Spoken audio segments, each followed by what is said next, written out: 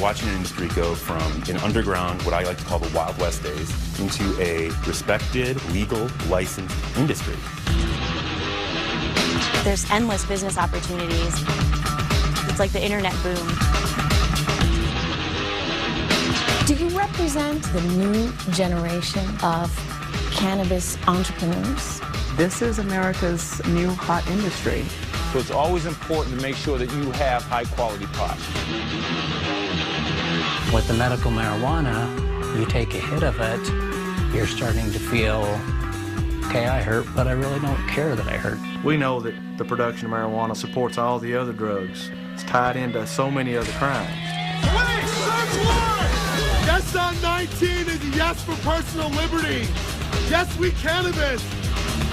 There is nothing that any state or the federal government is going to be able to do to stand in the way of legalization of marijuana. Nothing. After more than 70 years as an illegal drug, could it be possible that marijuana's moment has arrived? Medical marijuana laws are already on the books in Washington, D.C. and 15 states, and support for legalizing marijuana has never been greater. I'm Trish Regan. In the next hour, we'll take you inside a flourishing pot industry, one that's moved out of the shadows and into the mainstream of American life.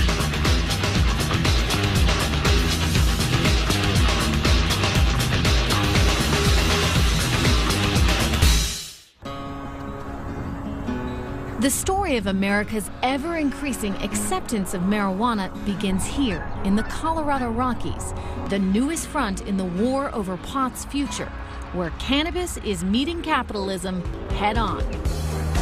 We're going to do a quiche today. Quiche gives you a lot of options. Once a month at his downtown Denver restaurant, Chef Scott Dura teaches a cooking class. Throwing that up there. It's well attended. We're going to throw some mushrooms in that bad boy. Mostly retired and affluent boomers. It's nice to see a lot of familiar faces in here. It's exactly the market Dura and his wife and business partner, Wanda James, want to reach. What we're seeing, which is really interesting, are older people, I would say over the age of 30, and definitely women. Tons of women. Women. And these women are your mom, you know, your grandmother. I mean, these are women that you see, you know, at the post office, at the daycare center. Remember, it's quiche.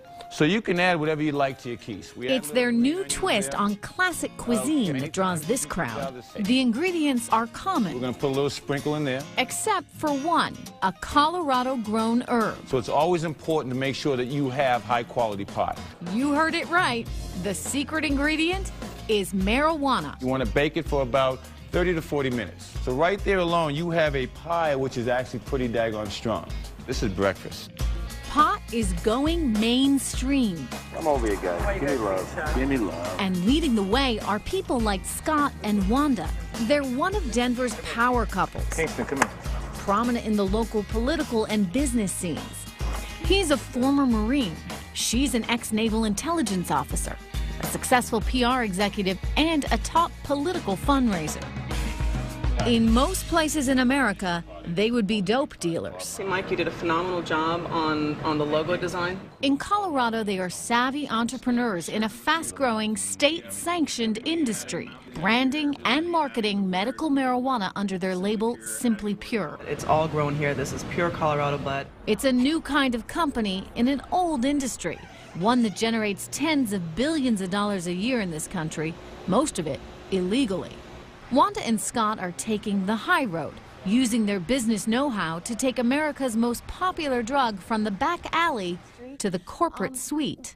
Do you represent, in a way, the new generation of cannabis entrepreneurs? Definitely. When you look around this industry and the people who have come into the industry, there's lots of professional people. There are people who were laid off from corporate America.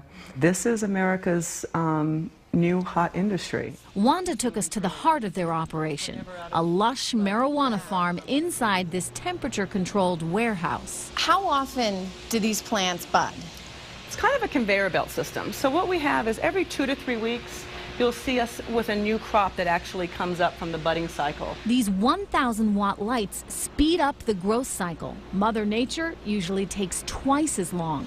A typical plant that's, about this size, how many pounds of marijuana might that yield? Most plants on the average will only yield about 2.5 ounces of marijuana. An ounce retails for about? The high-end weed would be anywhere from, $300 to $450.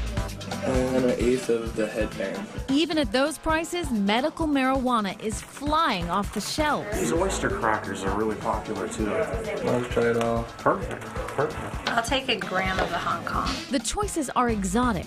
The Maui Wowie I like. You do? Okay, that works for you. If you think choosing a bottle of wine is tough, good luck deciding between these. Need help? Just ask the pros, better known here as bud tenders. THC is going to keep us up, active, alert, ease pain. Okay. And as long as you have a state medical marijuana license, you can sample all you want. Oh, the chocolates. Wow, these are so good. In tough times, medical marijuana is one industry that's putting people to work. Thousands are growing, trimming, testing, cooking, and selling the leafy green plant. It smells amazing. That's sold. You're looking at a time when the economy is basically in the toilet. Real estate brokers, contractors, city agencies, insurance companies, and yet, suppliers. People are still smoking pot. Exactly. And it's all regulated, all taxed, and all legal as far as the state is concerned. Federal law says pot is illegal, but back in 2009, President Obama directed the U.S. Department of Justice to defer to state laws regarding medical marijuana.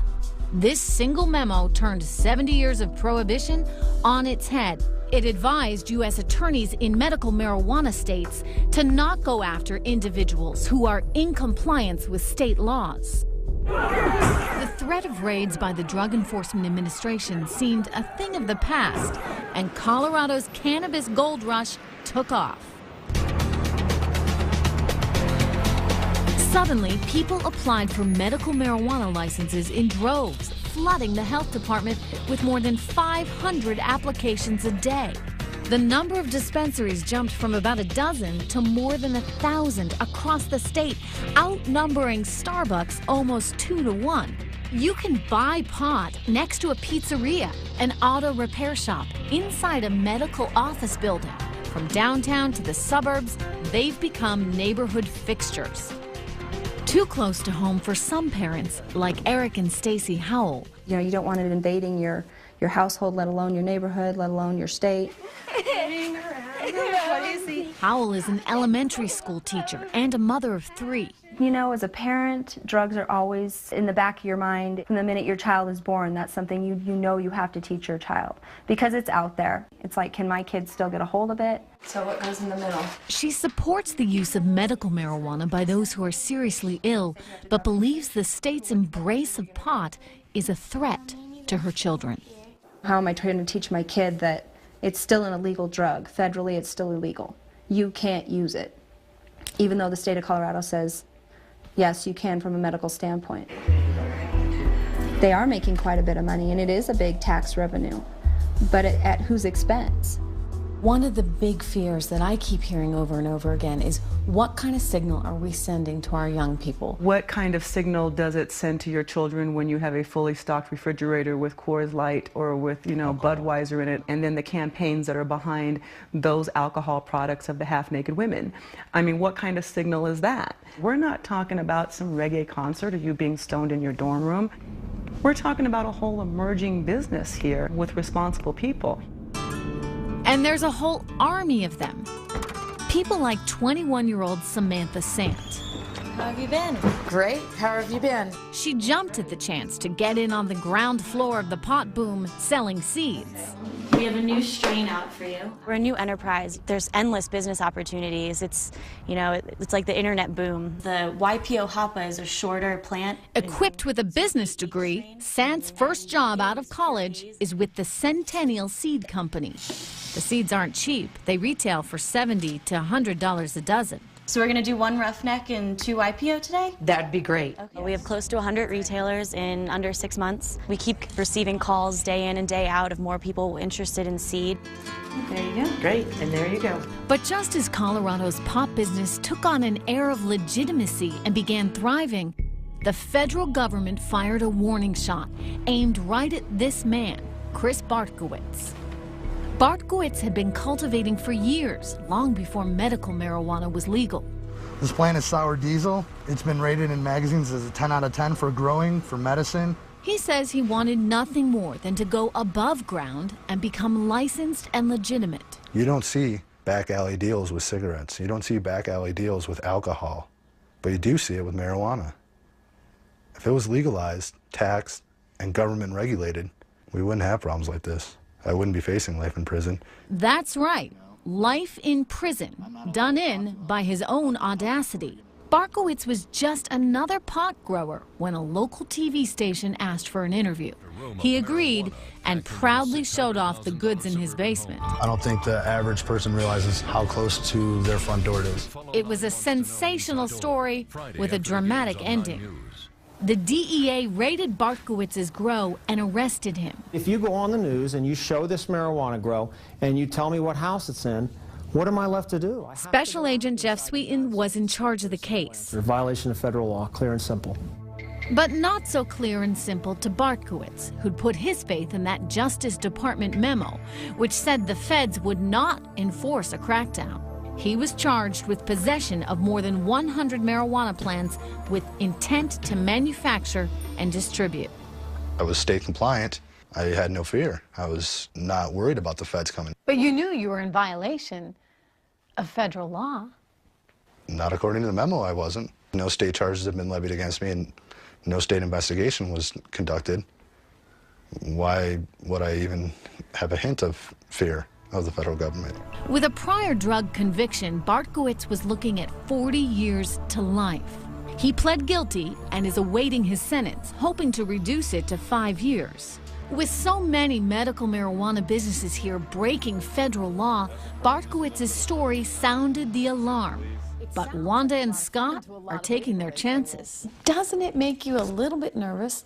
You could potentially face jail time? The federal government has been very, very clear in its guidelines that if you are operating with under the guise of your state regulations, that it's supposed to be a hands-off scenario, which is why we feel confident to be able to do this industry and not fear every morning when we wake up being arrested for this. Come here, Brooklyn. Wanda James may not fear going to jail, but that's not the case for growers in states without medical marijuana laws, where the crackdown continues. That's coming up. But first, take this with your ID and inside a cannabis clinic. Is this doctor healing sick patients? Open wide and say, oh, let's see. Or just giving potheads permission to get stoned? 1, 2, 3, cannabis. Aiding or abetting? When Marijuana USA continues.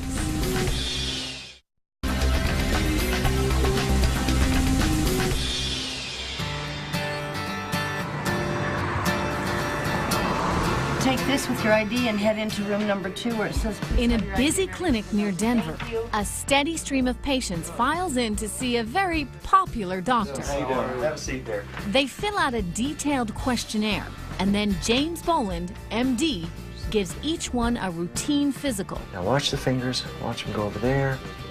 It looks like any other medical practice. Open wide and say, let's see. With the usual mix of complaints. Severe pain from my right knee. I've had 2 surgeries. Psoriasis. Oh boy, yeah. The headaches keep me from work. But here's the difference. In this office, doctor's orders almost always include marijuana. Don't smoke the medication. We suggest you use a vaporizer. With new ways to take the drug, like through a vaporizer, marijuana has been rebranded as a natural herbal therapy packed with healing power.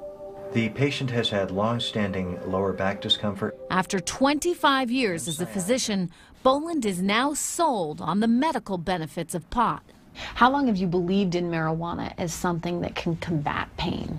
Probably about 2 or 3 years. It wasn't until I came upon some occupational medicine patients that had just absolutely intractable back pain, and lo and behold, they said it helped them. Their request for increasing doses of narcotics started to level off. You get any funny feeling tingling in the fingers when I do that? Doctors can't prescribe marijuana because it's classified as a Schedule I drug, like LSD, but they can recommend it. And for patients, that's the key to getting a medical marijuana license. And that'll be $130. It's a profitable business.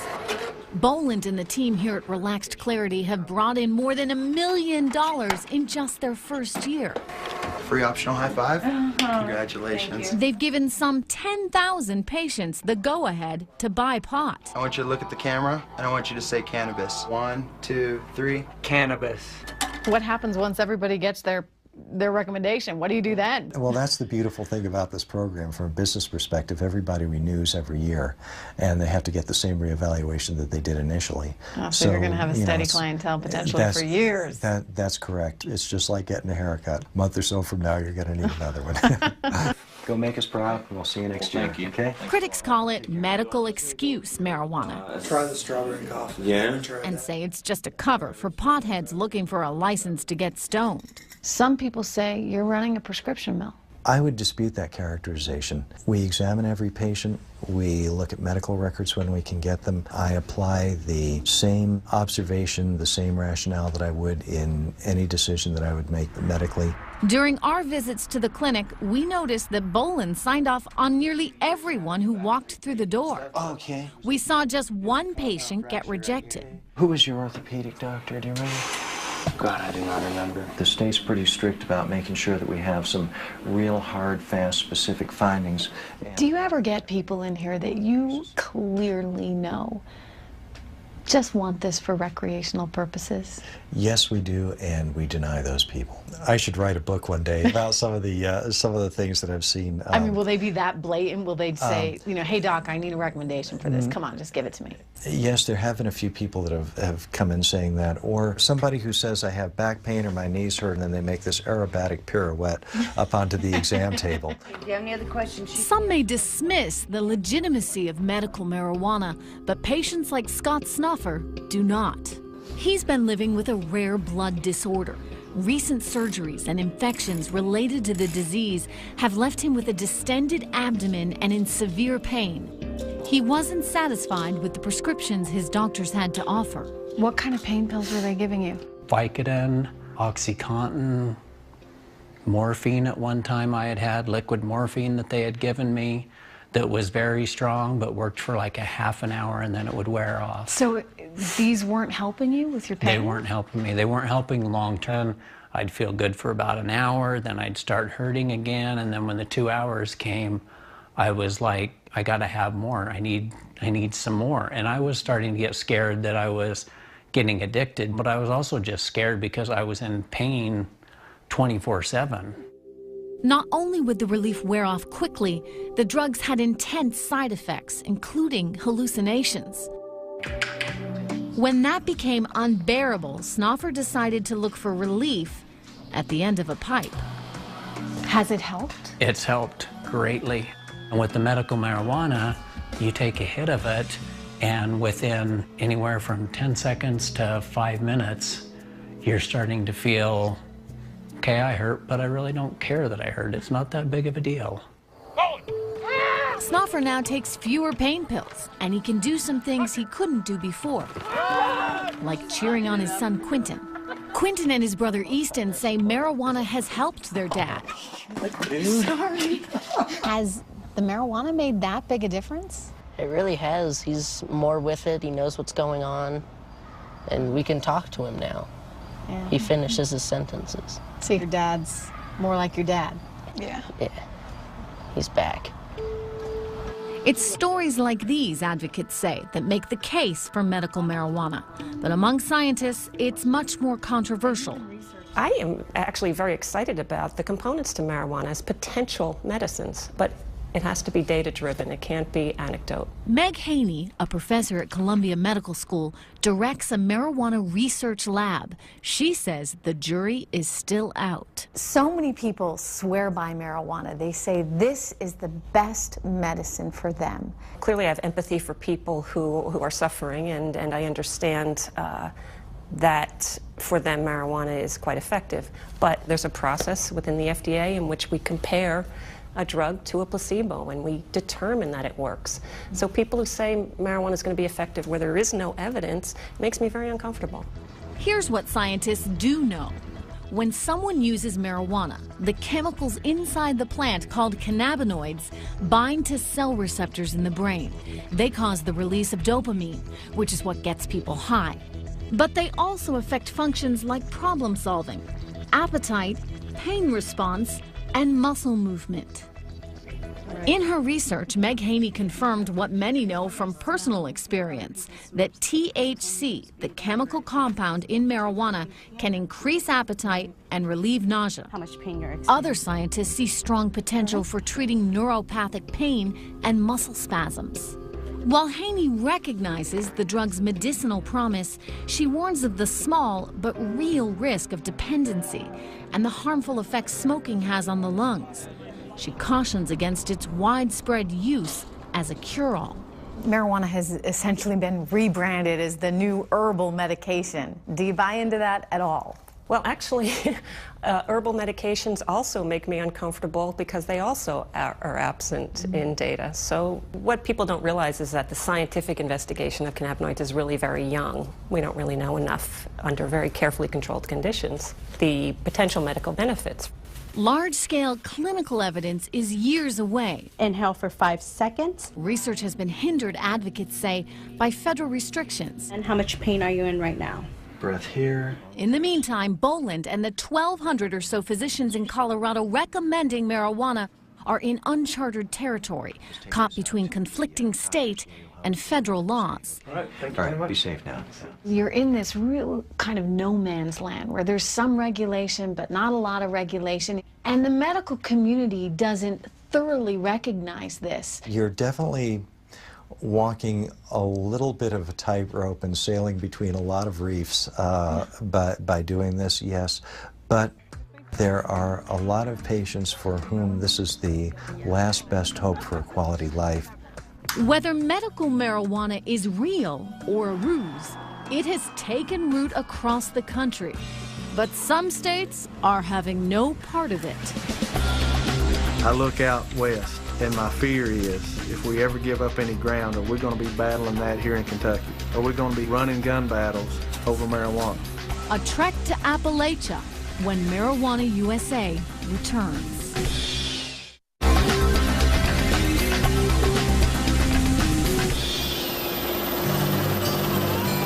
This is cannabis country. Down below, hidden in the wilderness of Kentucky's Appalachian Mountains, are gardens of marijuana worth at least $1 billion. All of it illegal. There may be a growing acceptance of marijuana across the country, but not here in Kentucky, where a small army refuses to go down without a fight. They went up through there, didn't they? I'd say this is probably it for us. Lieutenant Brent Roper is the commander of Kentucky's marijuana strike force. He leads 120 men and women from state and federal agencies as they hike up and down plunging hills. They work in 95-degree heat and extreme humidity, combating the relentless onslaught of weed. We have a pill problem, a meth problem. We've got other drug problems, just like everybody else does. But ours in Kentucky have one thing all in common, and that is marijuana is supporting all these other drugs because it is the most profitable. When you're getting $3,000 a pound for marijuana, now you see where the money's at. Lieutenant Roper was raised in eastern Kentucky and knows that pot has always been part of the culture here. Traditionally, it has always been, you know, the cash crop in Kentucky. And I can always remember, you know, how readily available marijuana was at that age growing up. and that it was probably easier to get than a pack of cigarettes. In 1972, when Roper was a child and the counterculture was in full bloom, a commission appointed by President Nixon studied the marijuana question. If a person does, by any chance, use it, that person should not be stigmatized with a criminal sanction. Nixon rejected the recommendation to decriminalize marijuana and instead declared a war on drugs. It is necessary to wage a new all-out offensive. The federal government's 40-year campaign against marijuana continues today. There's no easy accounting for this illicit trade, but seizure records indicate that cultivation has spread to all 50 states. The U.S. is now among the world's leading producers of pot. Kentucky's marijuana production is estimated to be worth at least 3 times the value of its tobacco crop. And so far, demand for the plant has outstripped the ability of law enforcement to snuff it out. But they try. Their mission starts up here, as hawk-eyed spotters and DEA choppers scour the ground below. Yeah, there's one right here under us, right in here. Typical plots used to have as many as 1,000 plants, but those are too easy to spot from the air. Now, growers have as few as 5 plants in many more plots, which helps them avoid detection sometimes. There's some right under, something right. Okay. If they haven't started budding yet, we'll do this. Chop it up in many pieces as we can, make sure the root system's gone, toss it out through here. Growers can and do resort to violence to protect their crop. Many use firearms, explosives, and booby traps. These nail-studded boards are intended to pierce the feet of intruders. See, they've been covered up with leaves. How do you figure out who the marijuana belongs to? Time and effort. You know, local law enforcement hears, well, so-and-so we've heard may be growing some marijuana in this particular area.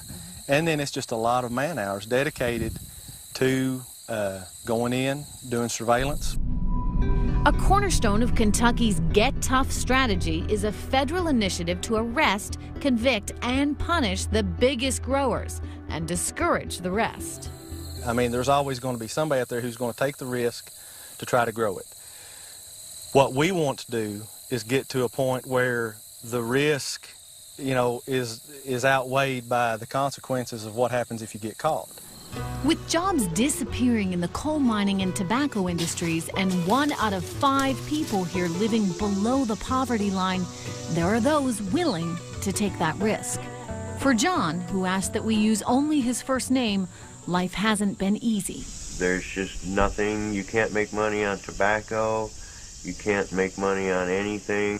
To get by, he raises goats and lives off his land, hardly the life of a drug kingpin.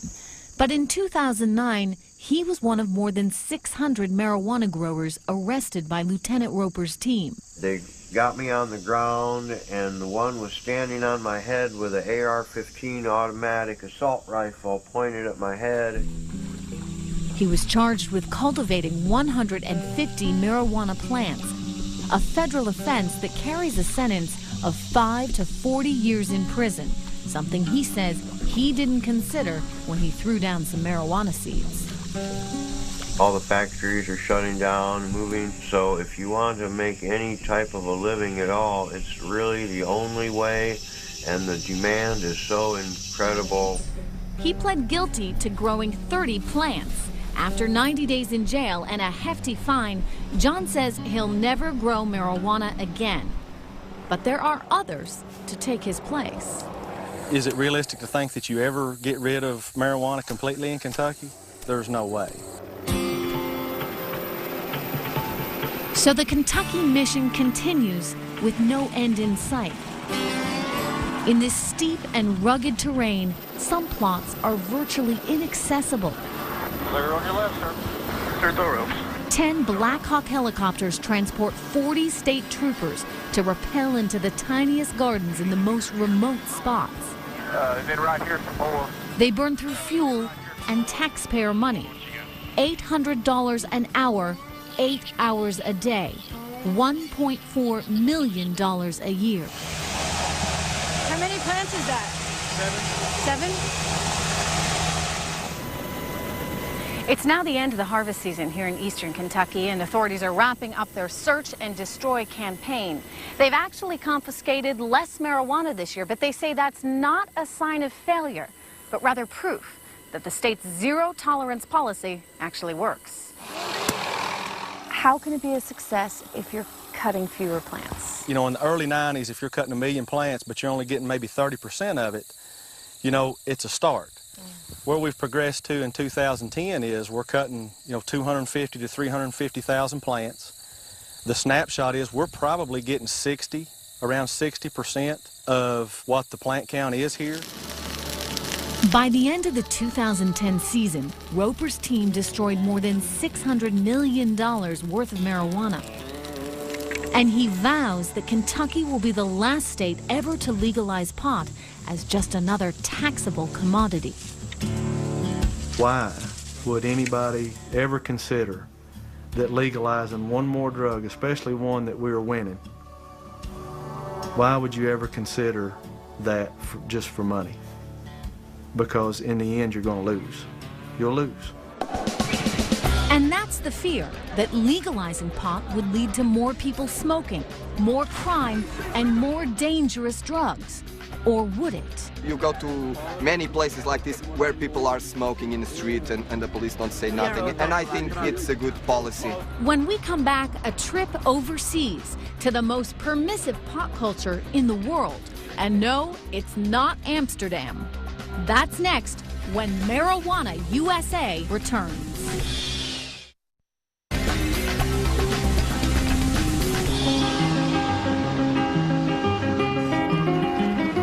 Along the streets of Lisbon, the monuments and cathedrals date back centuries. Portugal is a country steeped in tradition and also home to an unlikely policy designed to address a modern drug crisis. In 2001, Portugal became the first country in the world to fully decriminalize the possession of all drugs. Do this in a public square in the U.S. and you could wind up in handcuffs. Here, it barely raises an eyebrow. You go to many places like this in Lisbon, especially at night, where people are smoking in the street and the police don't say nothing. And I think it's a good policy. In Portugal, you can smoke pot, shoot up with heroin, or use cocaine, and your punishment is no more severe than a traffic ticket. João Goulão directs Portugal's drug policy and is the chief architect of this strategy. You took a very innovative, very aggressive, and a lot of people would say very risky step. Yes, but we felt that we had to change, to make more of the same would not lead us to any place. We have to innovate. This policy came out of the trauma the country experienced in the 1990s, when it was ravaged by a drug epidemic. In this small nation, as many as 1 out of 100 people were addicted to heroin. In this notorious drug ghetto, thousands of users bought and sold heroin openly every day. But rather than strengthen their drug laws, the Portuguese chose to relax them. I know a lot of people that are watching the show right now are probably thinking they decriminalized all drugs. Are they crazy? We are not crazy. We decided to do that because we had to change something. And now we can be positive. It worked. Dr. Goulão says drug addiction is a disease just like any other, not a matter of weakness, but biology. In some cases of diabetes, it's a self-inflicted disease like this one. Still, there's a difference between eating too many cupcakes and shooting yourself with heroin. Yes, but when you are sick, you must be faced like a patient and treated like that. Here, instead of going to jail, anyone caught with drugs meets with a panel led by a street-smart counselor like Nuno Capaz, who encourages users to get treatment. In Portugal, if you want to get treatment, it's possible to do it for free. Why do I, as a taxpayer, want to pay for your heroin use or his cocaine use or her marijuana use?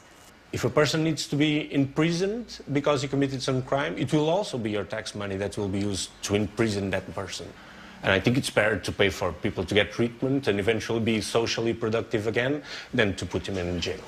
Alexander is a recovering addict who has benefited from the free treatment. He says his drug use started at age 14 when he began smoking pot. By his early 20s, he was addicted to heroin. Today, he can hold on to his job as a broadcast engineer without the taint of a drug conviction. I don't think somebody goes to a bar, drinks a couple of drinks, it's a criminal. So I don't think I'm going to smoke a joint. It makes me a criminal. Since the reforms took place, Portugal has seen a decline in the number of teens using marijuana and almost every other category of drugs, especially among the vulnerable 15 to 19-year-old age group. We saw it firsthand at this club scene in Lisbon. So have you ever used hashish? No, never. Why not? It's bad for us. It's bad. It's bad. Today, Portugal's relaxed approach to pot is met with surprisingly little drama. But critics doubt its success and believe it would never work here at home. Gil Kurlikowski, the U.S. drug czar, is flatly opposed to legalizing pot. If marijuana were to become legal, do we run the risk that young people would start down a slippery slope?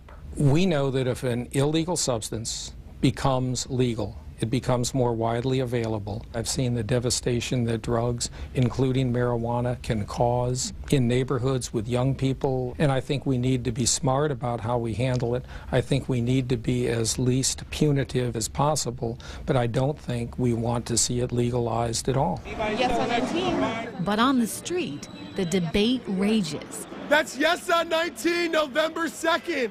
In California, the birthplace of America's marijuana movement, there's a push to become the first state to legalize pot for recreational use. So do you think we can count on you to vote yes on Proposition 19 tomorrow?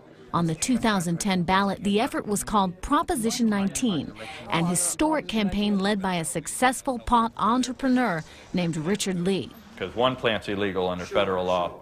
Lee wrote the measure, which proposed that any resident over the age of 21 be allowed to grow, possess, and use small amounts of pot for any reason. Why let one more genie out of the bottle? You've already legalized tobacco. You've already legalized alcohol. Alcohol prohibition didn't work, and cannabis prohibition isn't working either. You know, it's hypocritical, unfair, and unjust to lock up people for cannabis while we not only have booze legal, but advertised like soda pop. Medical marijuana is already legal in California. The Royal Kush is pretty good, too. And this Oakland neighborhood may be the unofficial capital of the state's thriving pot culture. Here, Richard Lee runs his cannabis college, called Oaksterdam University. This is very different from the storefront operation that you guys used to have. Yeah, this is our new 3-story, 30,000 square foot facility. We've had about 130 classes and over 12,000 students. The classes at Oaksterdam are unique, teaching students the best techniques for growing and selling marijuana. If you're growing in a space this size or even double this size, you're not going to need more than 2 lights. California may be pushing the boundaries, but some, like Senator Dianne Feinstein, are saying enough. The last thing we need to do is make it easier for drug dealers to increase their consumer base by pushing pot on young people. In the end, Prop 19 went up in smoke. It failed by a 9% margin. Is this going to end the chances of legalization of pot in California? No, I think the fact that we got the debate started and, got people thinking about it seriously will help us win in 2012. The quest to legalize pot may have stalled, but the effort to legitimize it has not. When we come back, a look at marijuana's extreme makeover. What you're watching before your eyes in the United States is an industry emerging out of the shadows. That's next in the conclusion of Marijuana USA.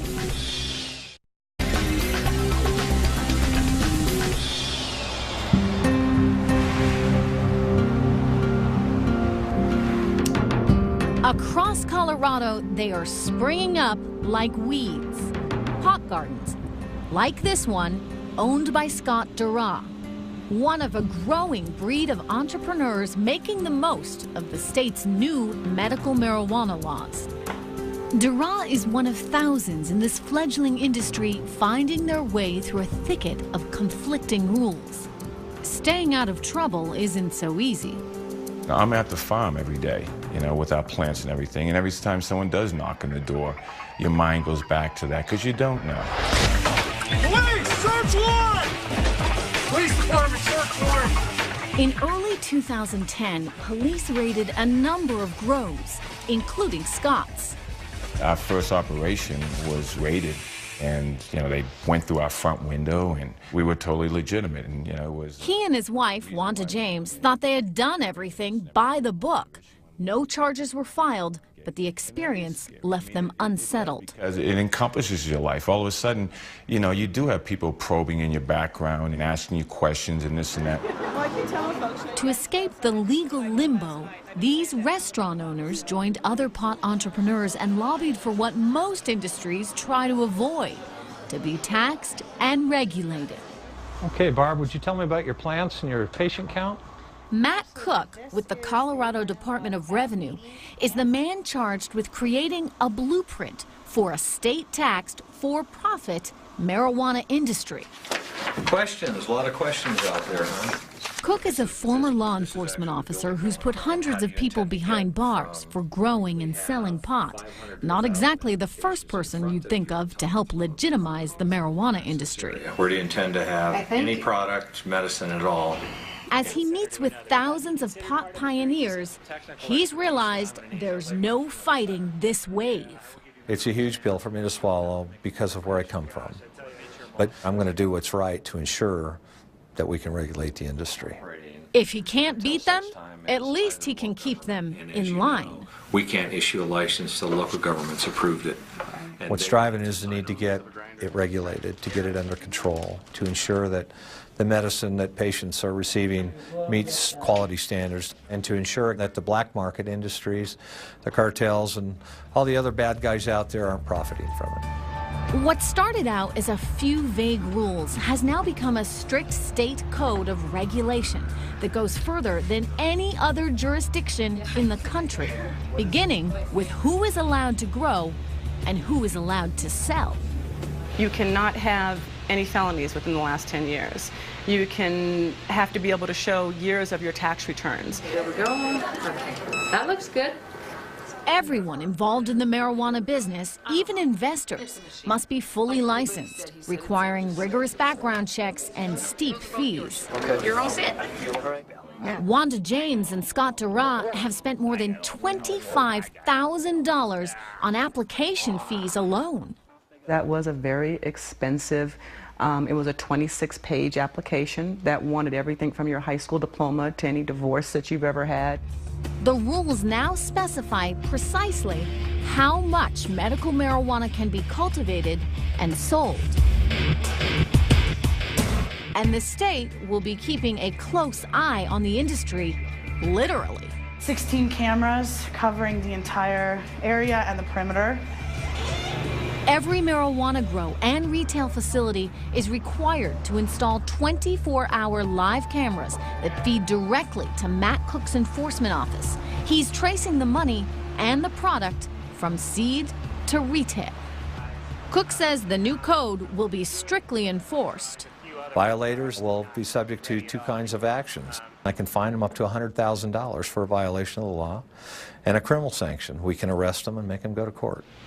Do you ever just shake your head and say, oh my God, this is too much regulation? Every morning, every morning. But I got to tell you, there's a sense of pride in which we go through this because we know that this is just the beginning, and we know that this was going to be difficult, but we were thrilled to be part of the boom of what is happening.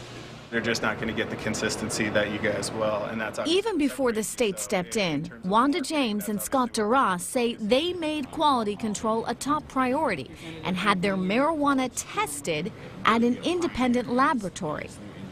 Full Spectrum is the first facility in Colorado dedicated to testing cannabis for its medicinal and psychedelic qualities.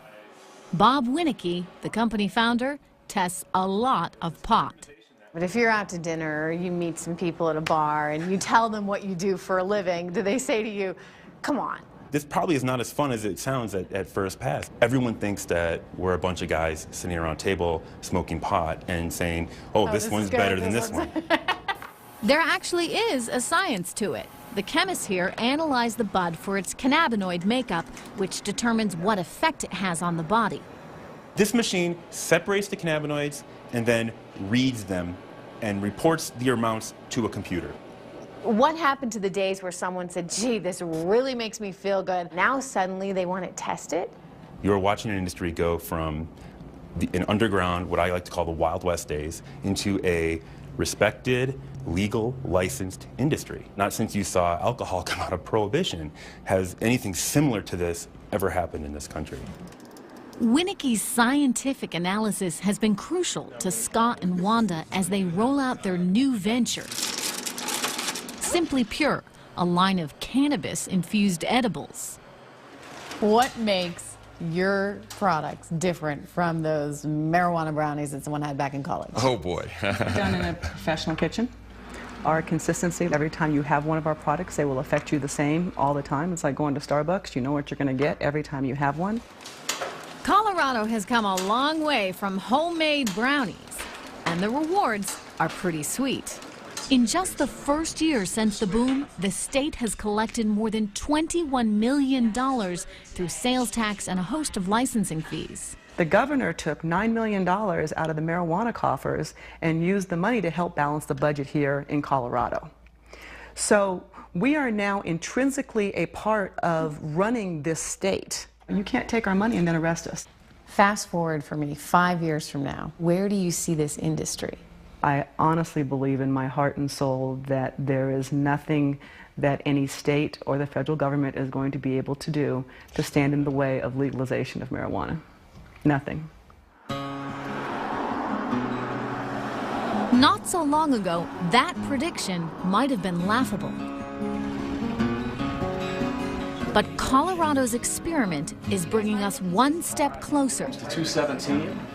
To imagining what the legalization of marijuana might look like. I'm Trish Regan. Thanks for watching.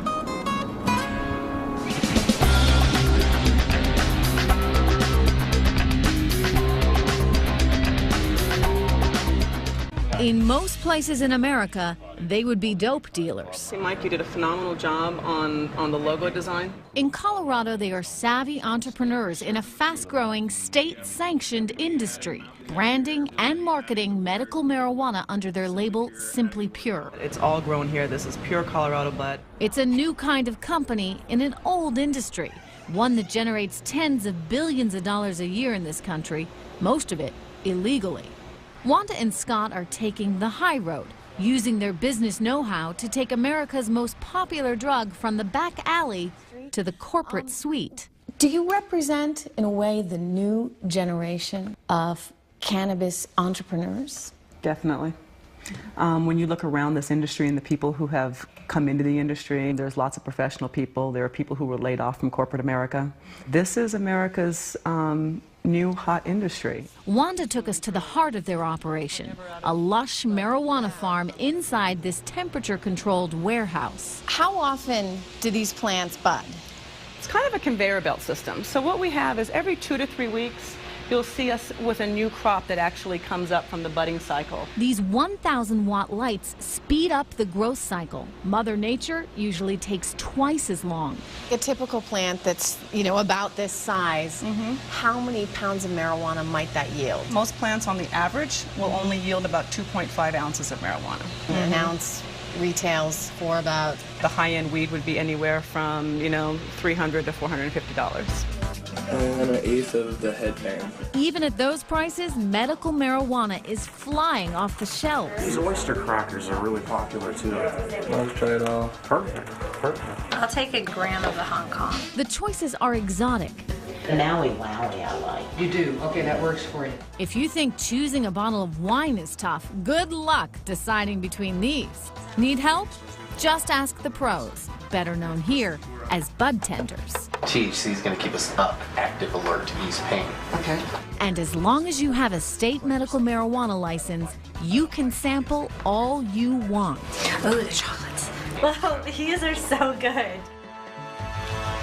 In tough times, medical marijuana is one industry that's put and business partner Wanda James want to reach. What we're seeing, which is really interesting, are older people, I would say over the age of 30, and definitely women. Tons of women. Women. And these women are your mom, you know, your grandmother. I mean, these are women that you see, you know, at the post office, at the daycare center. Remember, it's quiche.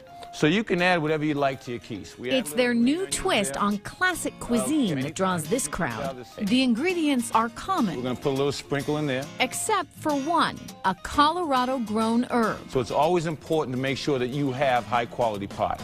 You heard it right. The secret ingredient is marijuana. You want to bake it for about 30 to 40 minutes. So right there alone, you have a pie which is actually pretty daggone strong. This is breakfast. Pot is going mainstream. Come over here, guys. Give me love. Give me love. And leading the way are people like Scott and Wanda. They're one of Denver's power couples. Kingston, come here. Prominent in the local political and business scenes. He's a former Marine. She's an ex-naval intelligence officer, a successful PR executive, and a top political fundraiser.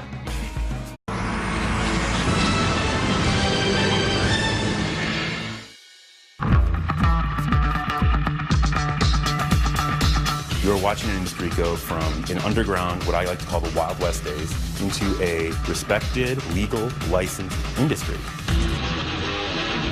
There's endless business opportunities. It's like the internet boom. Do you represent the new generation of cannabis entrepreneurs? This is America's new hot industry. So it's always important to make sure that you have high-quality pot. With the medical marijuana, you take a hit of it, you're starting to feel, okay, I hurt, but I really don't care that I hurt. We know that the production of marijuana supports all the other drugs. It's tied into so many other crimes. Wait, search warrant! Yes on 19 is a yes for personal liberty. Yes, we cannabis.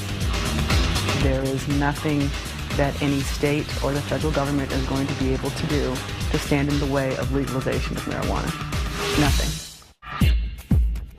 After more than 70 years as an illegal drug, could it be possible that marijuana's moment has arrived? Medical marijuana laws are already on the books in Washington, D.C. and 15 states, and support for legalizing marijuana has never been greater. I'm Trish Regan. In the next hour, we'll take you inside a flourishing pot industry, one that's moved out of the shadows and into the mainstream of American life.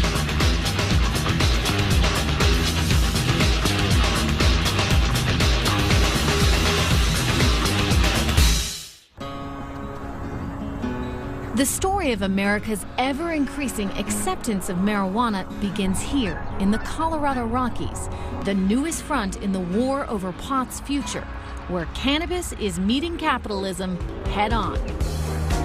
We're going to do a quiche today. Quiche gives you a lot of options. Once a month at his downtown Denver restaurant, Chef Scott Durat teaches a cooking class. Stirring that up there. It's well attended. We're going to throw some mushrooms in that bad boy. Mostly retired and affluent boomers. It's nice to see a lot of familiar faces in here. It's exactly the market Durat and his wife